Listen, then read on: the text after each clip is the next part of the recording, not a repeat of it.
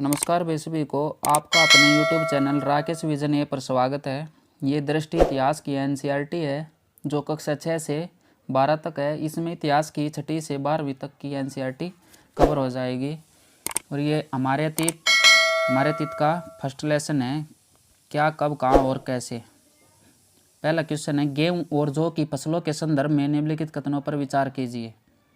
कथन दे रखे हैं, मनुष्यों द्वारा सर्वप्रथम इन्हीं फसलों को उपजाने की शुरुआत की गई थी। इन फसलों के उपजाने का क्षेत्र हिमालय और विंध्य की पहाड़ियाँ थी। तो इसका पहला हो जाएगा, मनुष्यों द्वारा सर्वप्रथम इन्हीं फसलों को उपजाने की शुरुआत की गई थी। ये व्याख्या पढ़ लेते हैं एक बार। सर्वप्रथम मनुष्य ने गेहूँ और जौ उपजाना आरंभ लगभग 8000 वर्ष पूर्व किया था।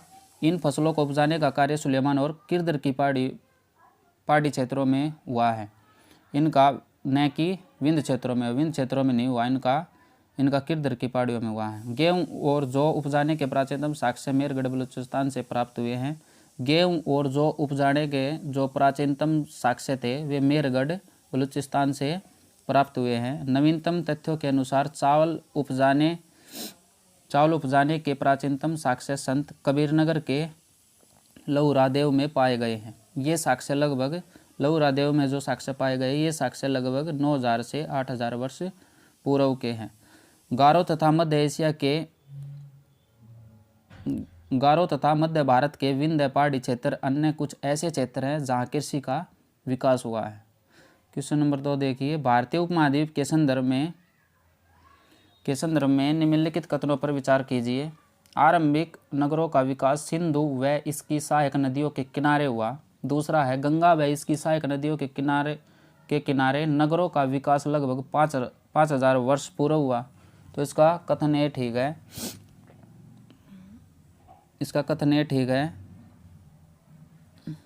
व्याख्या देखिए, कथन एक सही है। लगभग 4700 वर्ष पूर्व सिंधु व उसकी सहायक नदियों के किनारे आरंभिक नगरों का विकास हुआ। इन्हीं नगरों में विकसित सभ्यता सिंधु सभ्यता के नाम से जानी जाती है। गंगा व इसकी सहायक नदियों के किनारे नगरों का विकास लगभग 2500 वर्ष पूर्व हुआ है, यानी सिंधु नदी के किनारे सभ्यता पहले विकसित हुई है। अतः कथन 2 गलत है हमारा। क्वेश्चन नंबर 3 देखिए, गंगा नदी के दक्षिण में इसकी सहायक नदी सोन के आसपास का क्षेत्र प्राचीन काल में किस नाम से जाना जाता था। तो ये मगध नाम से जाना जाता था। सोन नदी के आसपास का जो क्षेत्र प्राचीन काल में मगध के नाम से जाना जाता था, मगध के नाम से जाना जाता था। और मगध प्राचीन काल का पहला राज्य था जिसके शासक बहुत शक्तिशाली थे। उन्हें एक विशाल राज्य स्थापित किया गया था। मगध साम्राज्य का उत्कर्ष ईसा पूर्व 6ठी शताब्दी में हुआ था। मगध साम्राज्य का वास्तविक संस्थापक बिंबिसार था, जो लगभग 544 से 492 ईसा पूर्व था। क्वेश्चन नंबर 4 देखिए, भारत देश के नाम के संदर्भ में निम्नलिखित कथनों में कौन से कथन सही हैं। लगभग 2500 वर्ष पूर्व उत्तर पश्चिम की ओर से आने वाले ईरानियों और यूनानियों ने सिंधु को इंदोस अथवा इंदोस तथा इस नदी के पूर्व में स्थित भूमि प्रदेश को इंडिया कहा था। दूसरा है, भरत नाम का प्रयोग उत्तर पश्चिम में रहने वाले लोगों के एक समूह के लिए किया जाता था। इस समूह का उल्लेख संस्कृत भाषा की आरंभिक कृति ऋग्वेद में भी मिलता है। तो इसके दोनों ठीक है। ये इसकी व्याख्या और देखिए, उपयुक्त दोनों कथन सही है। उत्तर पश्चिम की ओर से आने वाले ईरानियों और यूनानियों ने सिंधु को इंदोस अथवा इंदोस कहा और उन्होंने इस नदी के पूर्व में स्थित भूमि प्रदेश को इंडिया कहा था। भरत नाम का प्रयोग उत्तर पश्चिम में रहने वाले लोगों के एक समूह के लिए किया जाता था।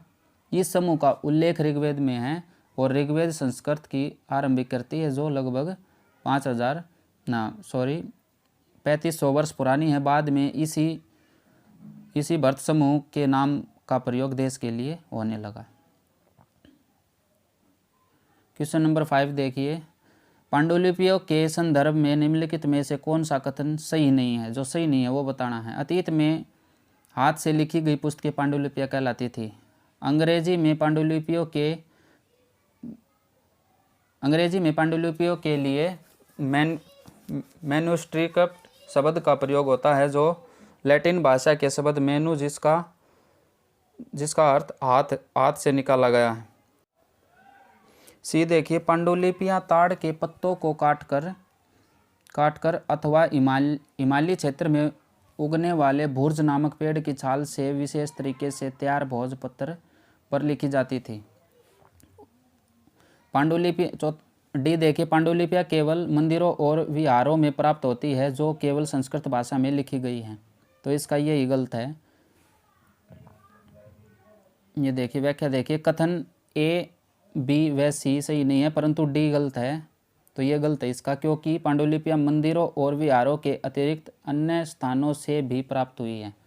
वे ये मंदिरों और विहारों से नहीं, इनसे अलग भी प्राप्त हुई है। साथ ही ये पांडुलिपियां विभिन्न प्राचीन भाषाओं में प्राप्त हुई हैं, जिनमें संस्कृत, प्राकृत और तमिल भी शामिल है। क्वेश्चन नंबर 6 देखिए, अभिलेखों के संदर्भ में निम्नलिखित कथनों पर विचार कीजिए। ऐसे लेख जो केवल पत्थरों पर उत्कीर्ण किए जाते हैं उन्हें अभिलेख कहलाते हैं।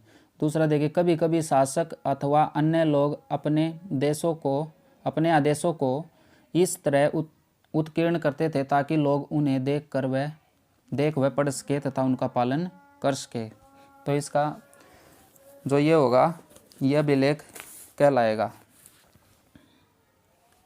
इसकी व्याख्या देखिए, ऐसे लेख जो पत्थर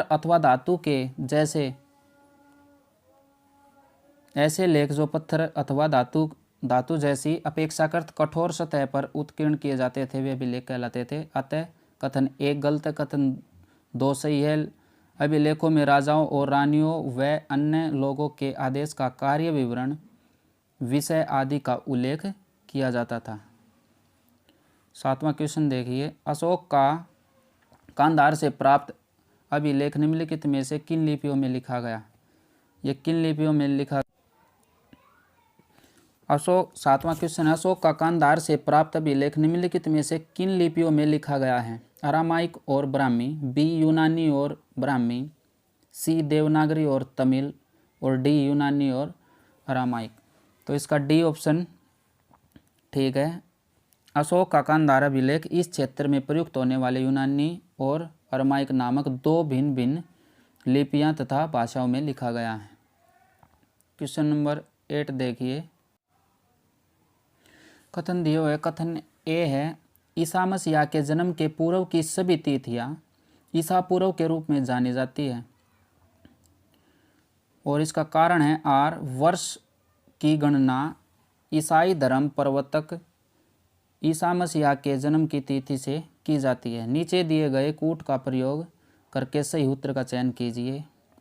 ए है, ए और आर दोनों सही है और आर ए का सही स्पष्टीकरण है। बी है, ए और आर दोनों सही है परंतु आर ए का सही स्पष्टीकरण नहीं है। सी है, ए सही है परंतु आर गलत है। डी है, ए गलत है परंतु आर सही है, तो इसका ए ठीक रहेगा।